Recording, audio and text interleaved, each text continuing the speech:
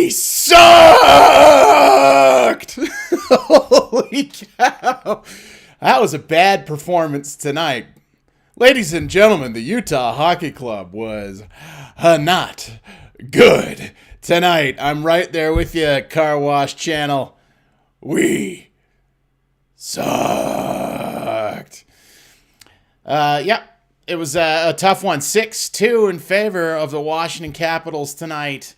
And really, really a disappointing performance all the way around by the Utah Hockey Club. One of those things that you really, really just, that was a brutal one. A little bit of a tough one out there tonight. Pretty bad. 6-2 in favor of the Washington Capitals. And here's the thing, it's even worse, right? Because the Utah Hockey Club had a 2-day rest advantage over the Vegas Golden Knights. They had more rest. They're younger. It's supposed to mean that you have, a big advantage over the other team because you've got all of these reasons for your team to be able to, have the advantage because you're younger, you got more jump in the legs. You don't have John Carlson and Alexander Ovechkin filling up your lines. Carlson's a great player. Ovechkin, obviously, greatest goal scorer maybe of all time. Probably is. And here we are.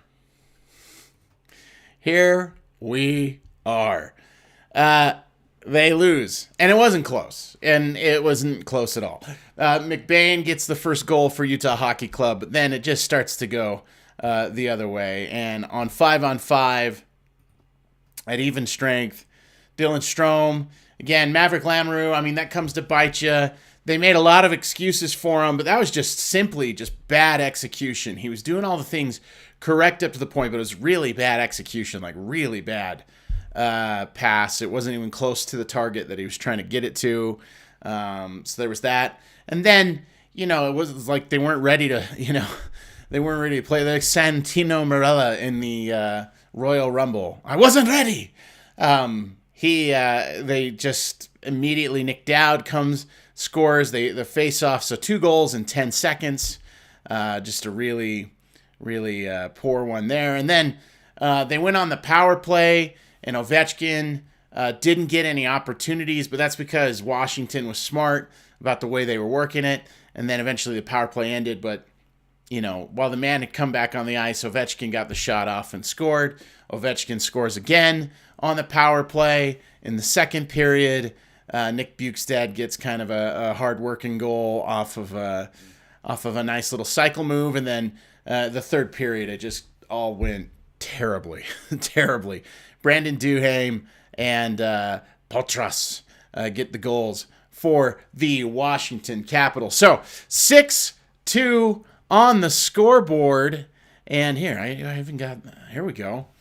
So, 6-2 on the scoreboard tonight. 2 goals by Alexander Ovechkin. He moves even closer to being able to catch the great one and find a way into the history books forever. 0 for 7 on the power play tonight for the Utah Hockey Club. This is the thing. This is the part that's particularly embarrassing about this game. Carwash, you said it was an embarrassing game. You quit watching after they scored the first goal. It was probably, if you did, you didn't have to wait long. 10 seconds after that, goal number 2 came in, and then Washington never looked back. This is one of the rare games where the Utah Hockey Club outshot the Washington Capitals. They did more to win on faceoffs. They took less penalties. They did all of the things. They had more takeaways defensively. They did all of the things that you kind of would hope would cause you to win a hockey game.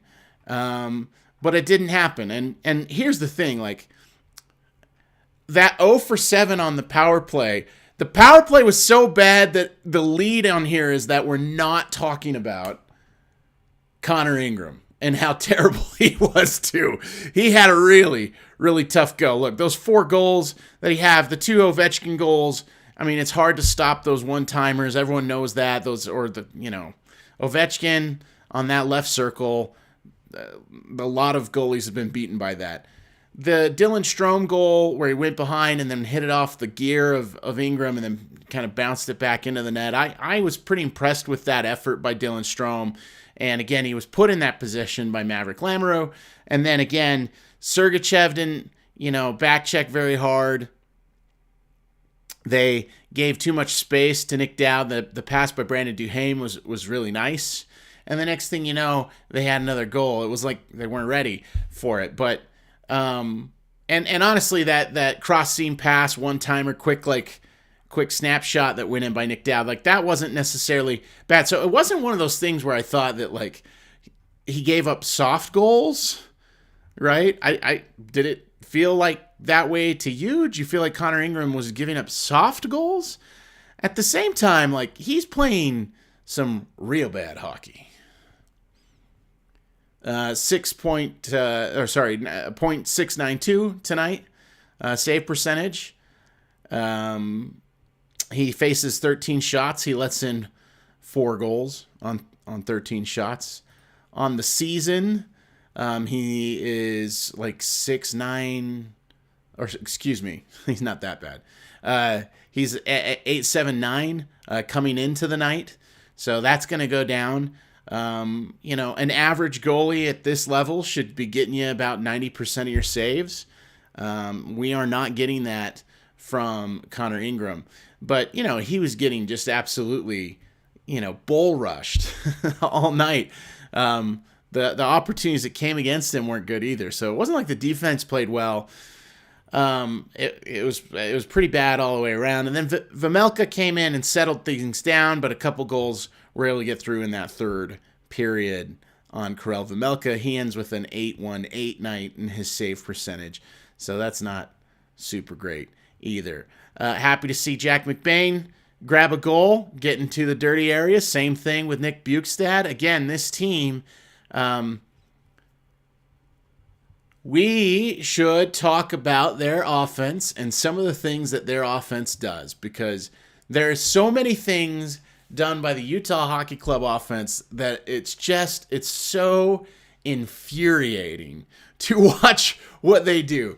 Look, I'm going to say things that might be a little incendiary here, a little bit hot, but like this team is so afraid of forechecking. It is beyond me how this team can be so scared of a forecheck.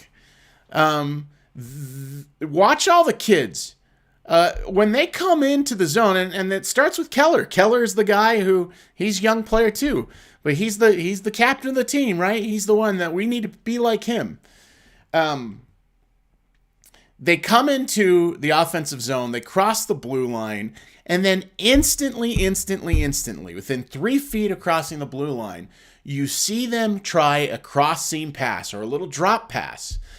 And, it gets knocked back out of the zone. That's a free clear on the penalty kill for Washington. It is a really easy way to get back into the neutral zone, which causes you to reset and recycle, and then gives a chance for that neutral zone to get taken over by Washington, because they're a more physical team. They're a more, savvy team. They want to play slower. They're on a back-to-back.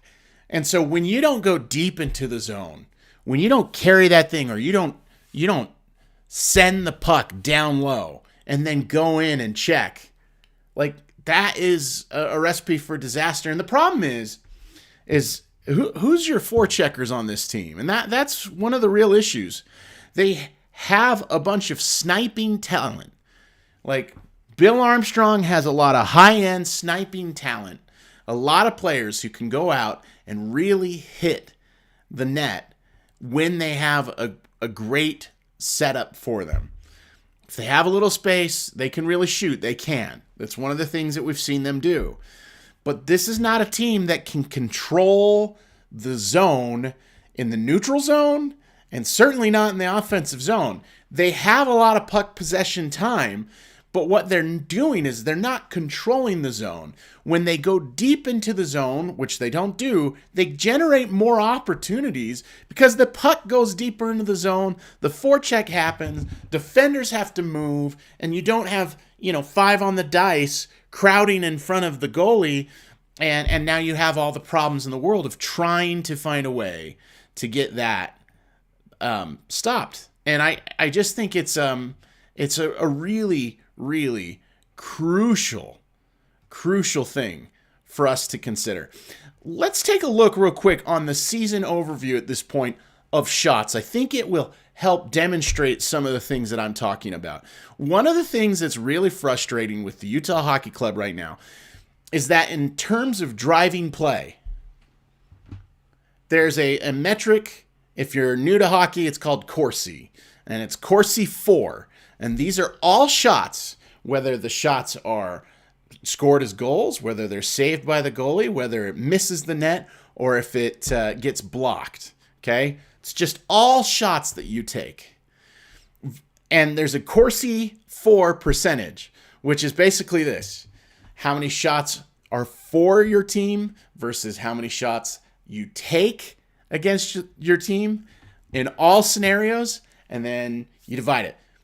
All this is to say that in this crucial, how are you driving play? Are you creating chances? Are you driving play and commanding things? It's like one of the most bizarre things in the world because the Utah Hockey Club is actually 4th in the NHL in Corsi 4. That's fantastic. It's just truly fantastic. But what's happening with the shots that they're taking? So Evolving Hockey gives us this, and let me pull this up. Okay, so. Oh, I don't know. Let's see. Hang on. Can I be heard? Oh.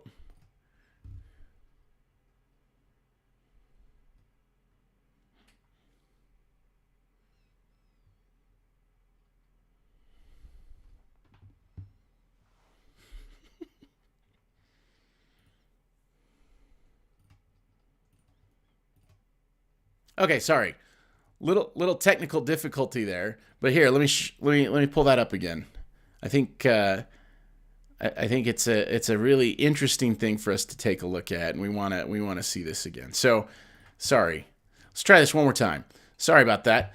One more shot of this. A little technical difficulty. I don't know what I'm doing still, but we're getting a little better. Okay, look, shots overview.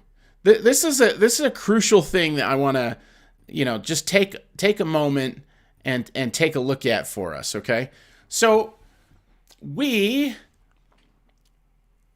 are getting lots of shots in terms of commanding the ice in the Corsi 4. We are actually taking more shots than are being taken against us. That's true. But what happens with those shots when they're taken?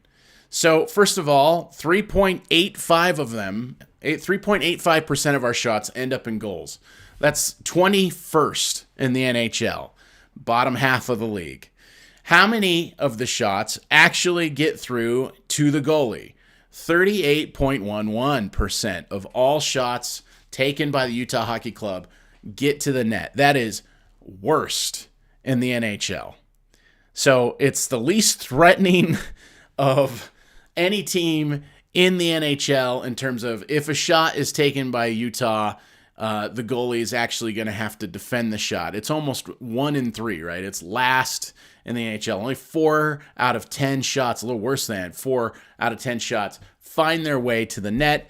We miss the net over a quarter of the time. That's 28th in the NHL in terms of how good we are or how it's a bad number. The point is we are missing the net more than almost everybody. 27 other teams miss the net less than us. And then how many of the shots end up getting blocked, never get through, never have a chance to miss the net, never have a chance to get to the goalie, and certainly never get a chance to go into the back of the net? That would be 32.28%. So again, thank you to Evolving Hockey. Awesome website if you're interested in advanced stats. It's my favorite one. But 32.28% of all shots, 1 in 3 shots, is getting blocked. Okay? 1 in 3 shots is getting blocked. A little over a quarter of our shots are missing the target entirely. So for 1 in 3 shots that are taken, they're getting blocked. 1 out of every 4 shots is not even going to go on net. So it starts to add up between those two bad scenarios, right? It's either a goal or a shot on goal, just a little over 40% of the time. And so this is one of the problems that Utah Hockey Club has this season, is that they are not doing the job of generating guile with the attack that they have.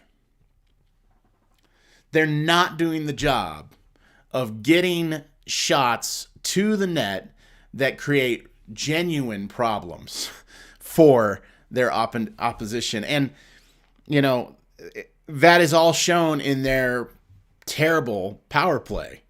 Right now, the power play is after tonight's play, 7 for 51 on the season. They went 0 for 7 tonight. 7 for 51, that's 13.7%. Successful power play rate, that's 28th in the National Hockey League.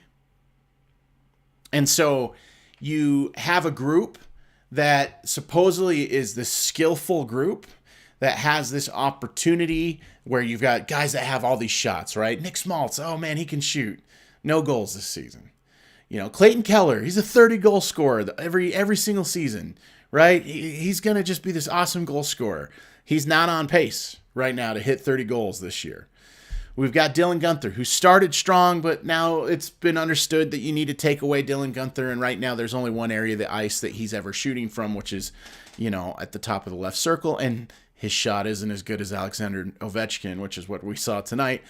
Most people's shot isn't as good as Alexander Ovechkin, so we'll give him the gimme on that. You know, we're just not seeing any creativity. They're trying, you know, Kerfoot down low and Schmaltz on the bumper spot. And then they have, you know, Keller on the right circle. And then Sergachev quarterbacking it. And then Guenther on the left circle. And, you know, everything that's being done is to try to feed it to Dylan Guenther, and then Dylan Guenther take the shot. Through the first 3 power plays, only 1 chance was ever generated that wasn't by Dylan Guenther on the left circle at the top. When you become that predictable, it becomes difficult. In the first power play for Washington, they never went to Alexander Ovechkin at the top of the left circle for the first 2 minutes of that power play. As the power play expired, they finally kicked the puck over to Ovechkin, and he freaking roofed it. It was an amazing shot, right? It was awesome. But part of the reason that he had so much space at the top of the circle after scoring all the goals that he has scored in that situation, one of the reasons why he was able to be free and open up is because they were trying to score from all the different areas of the ice throughout the entire power play. So Utah now had to defend other areas of the ice instead of just try to stop the outside pass that goes from Sergachev to Guenther. They've got one solution right now on the power play. One. So it's for the first time in these after the buzzers, I think it's time for us to talk for a second about, like, well, if you're bad at the power play, you're bad at the penalty kill, which we'll talk about. You're having lots of trouble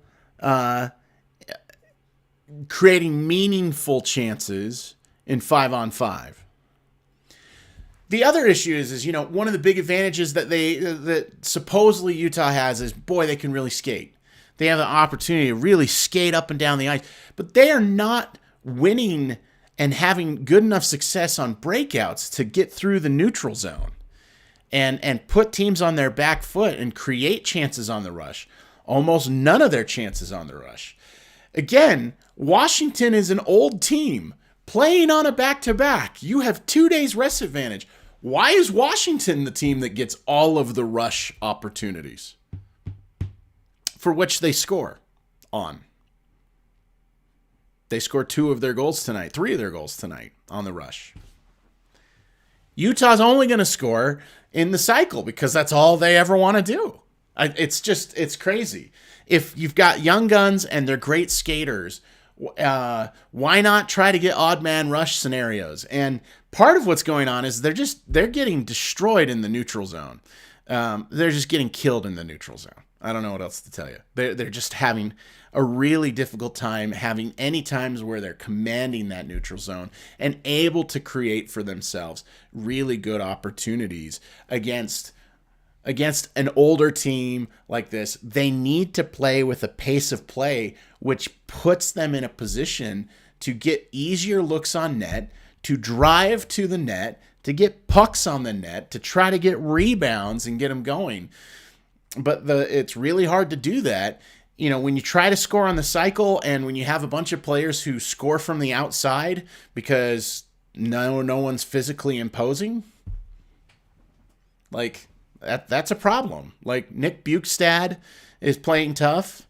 And I just think that they don't have very many solutions on the cycle. So it's one of the questions that I wonder is what do they do? What do they do to pick up the pace? They're one of the slowest paced teams in the NHL by the stats. They do not use their skating advantage against teams. They do not find a way to get through the neutral zone and fly through it and then create rush chances. They are getting beat because of their slow pace of play. And I get that makes their stats look better because you could say offensive zone possession time is high. And that looks good. And you'd say, oh, that's great.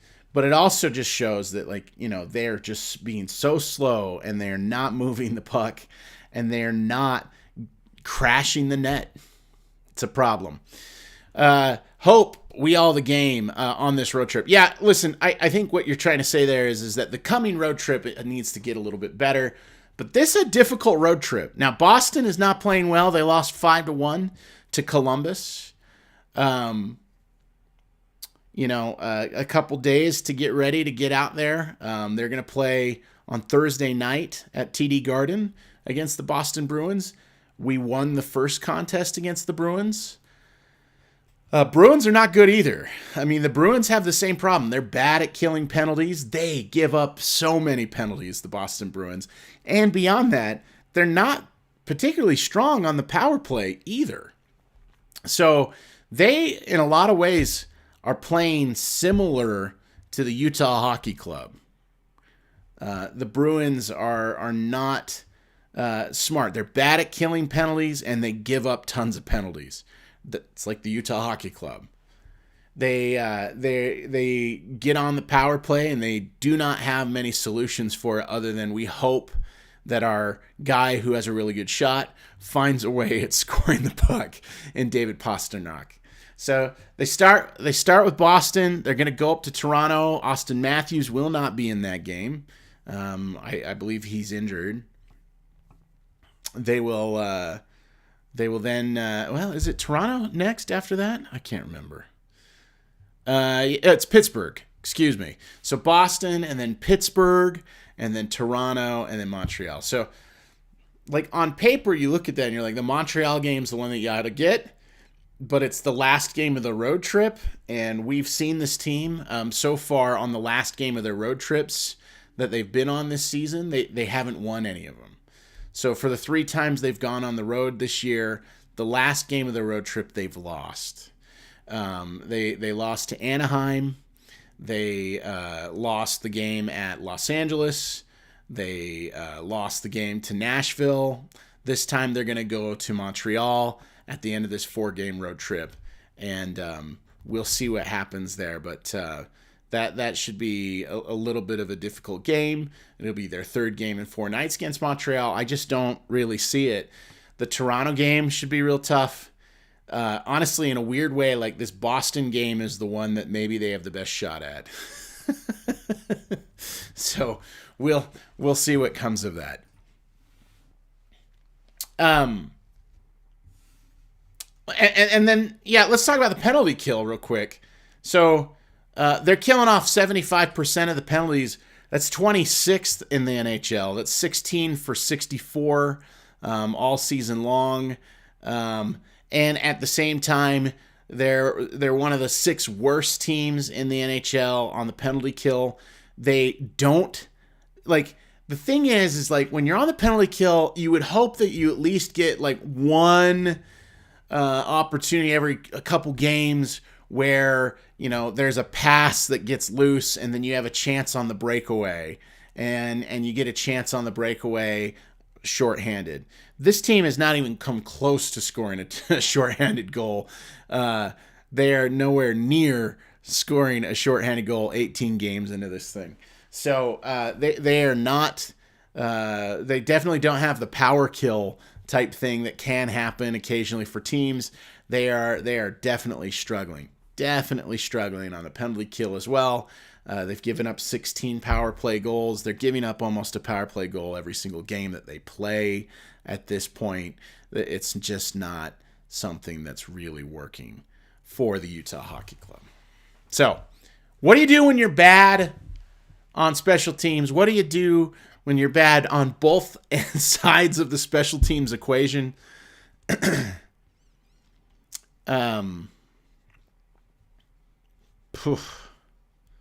brutal. It's just a brutal time right now. They're not playing good. And we know that the beginning of the season featured a lot of games that I was concerned about before the season began. I thought they might have some hard times. December is when they really got to pick it up. We knew that November would be tough, but I think November is going to end up being tougher than I thought, or maybe had hoped for the Utah Hockey Club. But if you're bad on the power play, you're bad at the penalty kill, you're probably not playing very many meaningful games later in the year.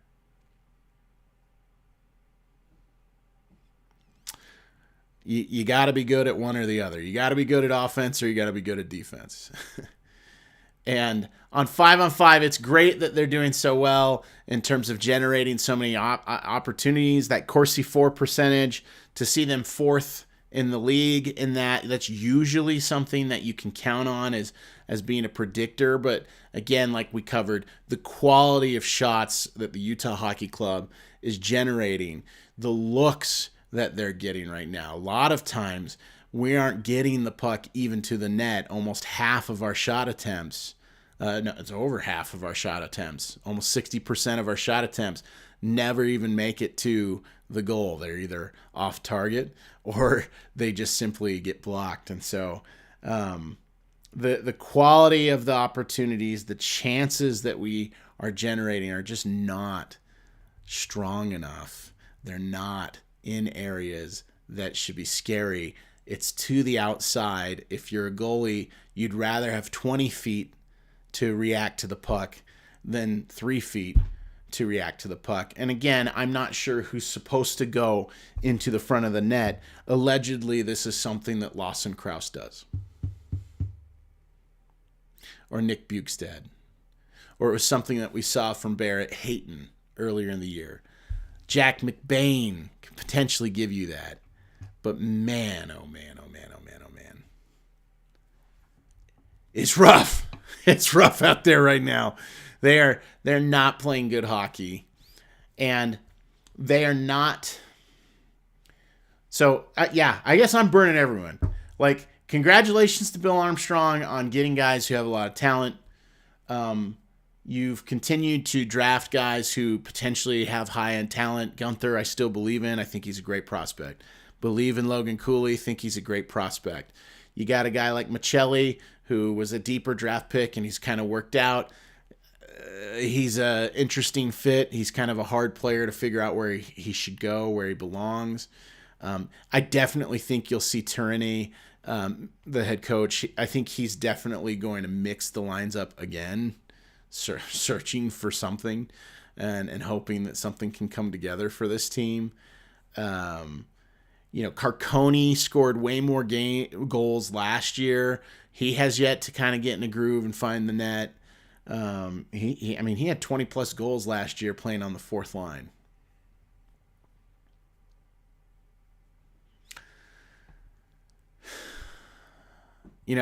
The whole reason to play Kevin Stenlin is that he's supposed to help you kill penalties.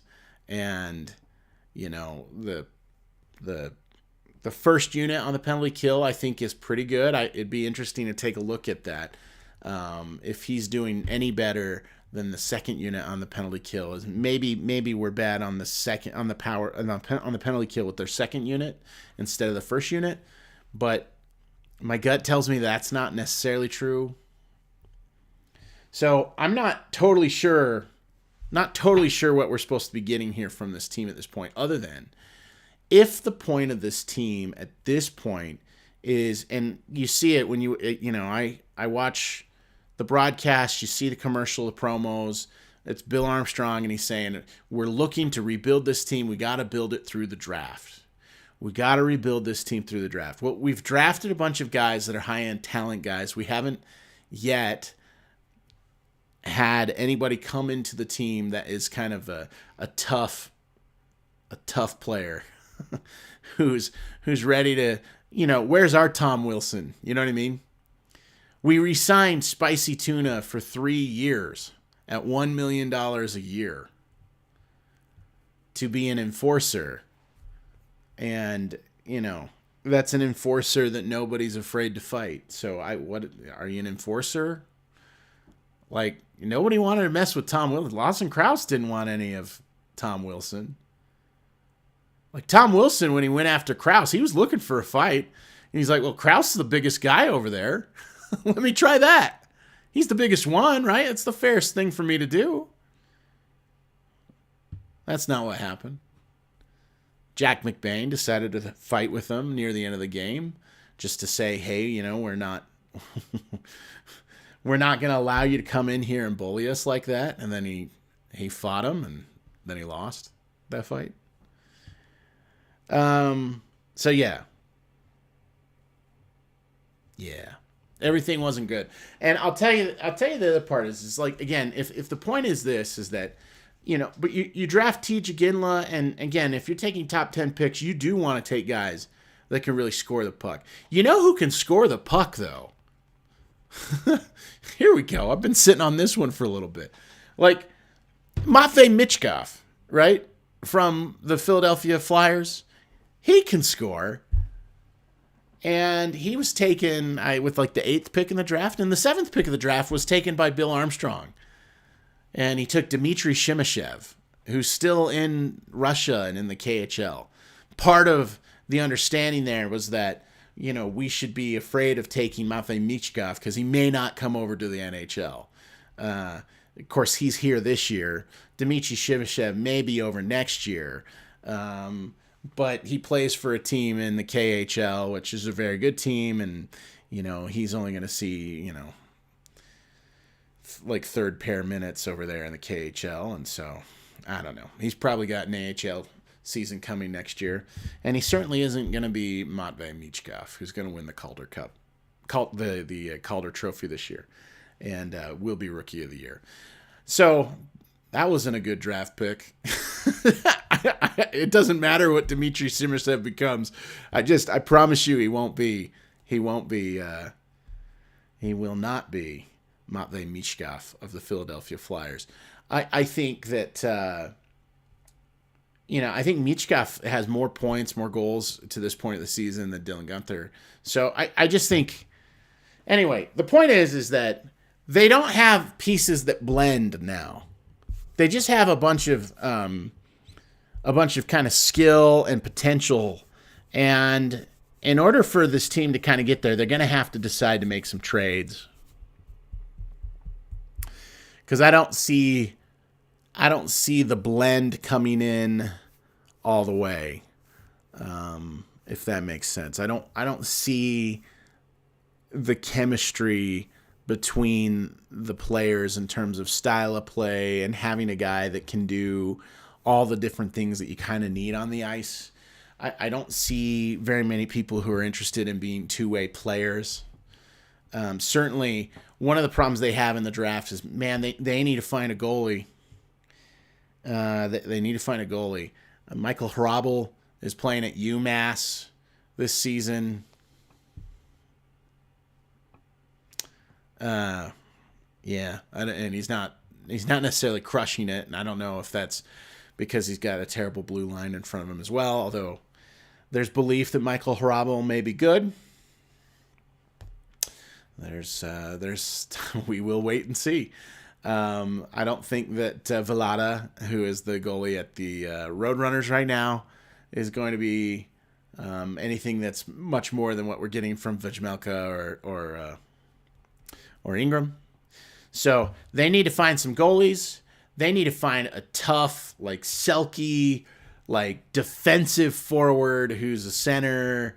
Like they desperately need like a 1C type. I know they traded and got Cole Baldwin. He's like going to be a 3C in the NHL in like 2 or 3 years. So yeah, I just think that there's a real issue of finding sort of all of the things that need to come together. I like the things that you're seeing from Jack McBain. I do think his game has taken a step forward this year. I do think that you're going to see Cooley improve. Hopefully Dylan Guenther can add to his game. Right now it seems like he has kind of one solution, which is to post up for a one-timer, and his shot's pretty good. More recently it hasn't been so good. But at the same time, like this team is like desperately looking to Dylan Guenther to be the solution to their problems. So it's a really interesting piece. It's a really interesting piece. As we consider all of the, the trouble that this team is facing right now on the ice, it's like, well, what do you do? What do you do to solve that problem? So, I don't know, but I do feel pretty strongly that you might have. I think Sergachev's a nice piece. I think Kesselring's a good piece. Obviously, the Ian Cole Olimata thing are not long term. Dursey, I mean, it sucks that Dursey got hurt. I think Dursey might be a thing, but if he's hurt, he can't help you. And John Marino, we'll see. He had a real bad year last year for the New Jersey Devils. But I do think that maybe he could have a bounce back. 2 seasons ago, he was quite good for the Devils. But everyone was kind of junky for the Devils last year, so there's that. So that's kind of where we are with the Utah Hockey Club. They get crushed. I mean, they get crushed tonight in all areas. They had inferior goalkeeping. Their defensive, defensemen weren't very very good. Their ability to execute on the power, like the one place they had more discipline. They had more discipline. They outshot Washington, but yeah, they give up 6 goals. Ugly game. This is one of those games where I think there's questions. It's like if we're bad on the penalty kill, we're bad on the power play, and the shots we're generating on offense have no guile to them. 40% of them find their way on net. That's a bad number. We're one of the worst shot-taking teams. We take lots of shots, but the shots or the quality of the shots we take are bad. We're one of the worst 5-on-5 shot-taking teams. We're bad at the penalty kill. We're bad at the power play. And our goalkeeping is totally inconsistent. What do we do well? We can skate. Maybe we can skate, except for we don't play with any pace. We can't use our skating advantage because we can't have a breakout that gets us whipping through the neutral zone. That's a tactic question.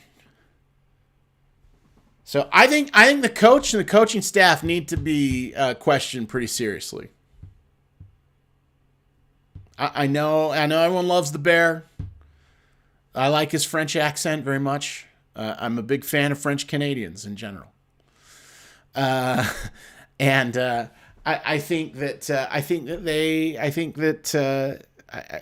nothing is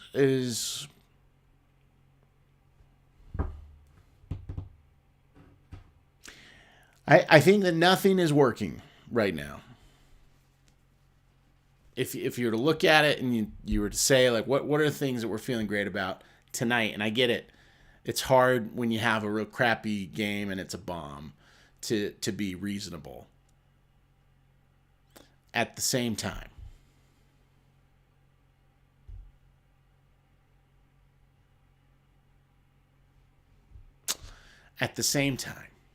this team is having a real tough go of it right now. They're not doing anything good on the ice. They're even losing the fights that they take.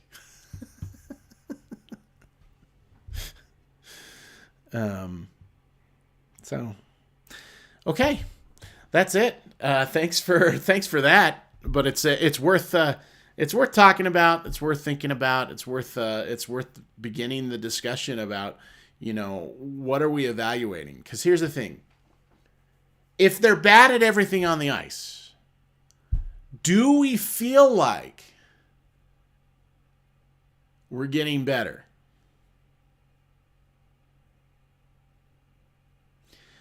Do we see, Juuso Valimaki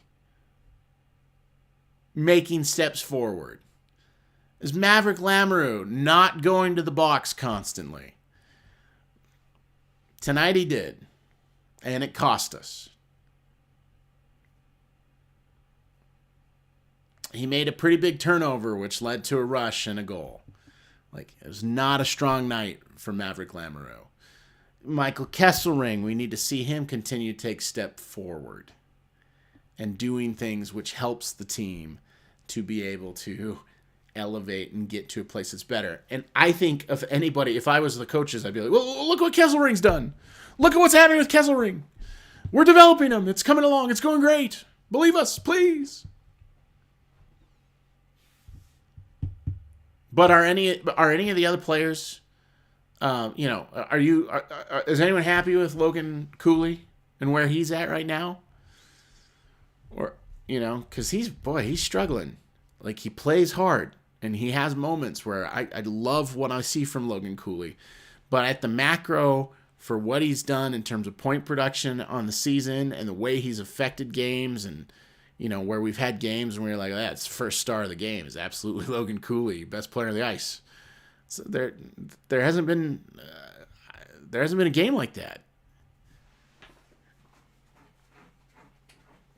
What are they doing to try to bring along Dylan Guenther? Dylan Guenther has his trouble, right? He's trying to score. They keep trying to just say, well, just shoot from that left circle. And every defense in the National Hockey League knows that you got to stop that now and try to take it away. And so they let him shoot it. And right now, and he's just really gripping it. And it's so much of this team is just coming down to whether or not Dylan Guenther is able to bury those shots right now. And, it's a bad spot to be in. That guy has played less than 82 games in this league. He's played less than a season. And he, it feels like Clayton Keller is looking for Guenther to be the guy to score the goals for the team and find our way through it. So it's not great. It's not great. And so is Guenther getting better? Are they finding ways to say, okay, well, now you need to try to score from here. Maybe we should put you in this spot. Why don't you try to create from the corner and behind the net? What if we try to get you into different areas of the ice that could potentially... Why don't you try to take in some short angle shots? Just trying to squeeze it in on the short angle and over the shoulder of a goalie who's kind of, who you could test in those ways. But that doesn't happen. And that's not happening. And we're not seeing those things come along for the Utah Hockey Club right now and for Dylan Guenther at this point. So I think it can be okay from a developing the kids standpoint. It can be okay to suck, to have a terrible penalty kill and have a terrible power play, and to not be good at 5-on-5. It can be okay to be bad at all of those things if the kids are coming along, or you're in position to watch the kids come along. But the power play, most of the power play time is not being taken by the kids. The only kid on the power play is Dylan Guenther. And, there's one directive. Stay at the top of the left wing circle and let it rip. There's not a lot of development in that, is there? Doesn't feel like it to me, at least. So, that's it. That's all we've got to say. If the kids are getting developed and coming along and we see steps being taken by these players to get better, and a space where we can be very confident that because Andre Tourné is the coach, because you have him at the helm, you can trust that good things are going to come when Dmitry Shimashev comes, when you get Daniel Boot in the lineup, when you get those two guys over from the KHL in Russia, it's like, are things going to get better when you get Shimashev and Boot? Hopefully. And do we trust that the coaching staff is going to be the right people to bring them along? I don't know. But we need to see something. We need to see something over the next 30, 40 games to see that Logan Cooley comes along, that Dylan Guenther comes along, that, why wouldn't you bring up Josh Doan again and let him, skate it out? I mean, I just don't really understand if we're going to be bad and unproductive here and we're just going to play the kids. And so if we're not going to be good on the power play, not good at the penalty kill, not good at 5-on-5, and have suspect goalkeeping, is it better to have people in the AHL and have them producing? I don't know. It's a good question. Is that a better position to put yourself in? Or do you need to find ways to make it so that things become corrected and get right? It's early. We've only finished about, a quarter of the season. There's still a lot of games left and a lot of hockey to play. And, the schedule will soften up a little in December. But the question ultimately is if this is part of the rebuild and taking some steps forward, they're in a position to basically do what they did last season.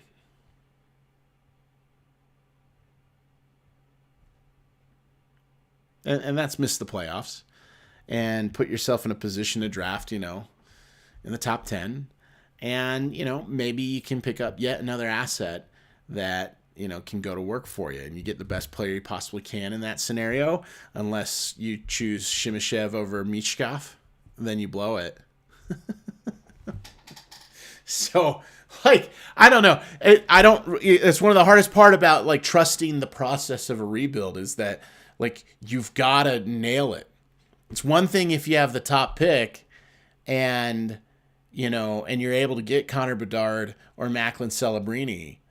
But when you have another player and you're the Arizona Coyote, you're Bill Armstrong. And, everyone says, oh, well, if Bedard isn't there, the best player is Matvei Michkov. And he's sliding down the board because people are afraid of his KHL contract and being able to get him out of it. Well, you can't draft a Russian player because we got to be afraid of his KHL contract. And then you draft a Russian player, but it's not Matvei Michkov, but it's Dmitry Shimashev. That is bonkers. It's bonkers. Michkov's in the league 1 year later. Shimashev's still stuck in the KHL. So yeah, they got to build through.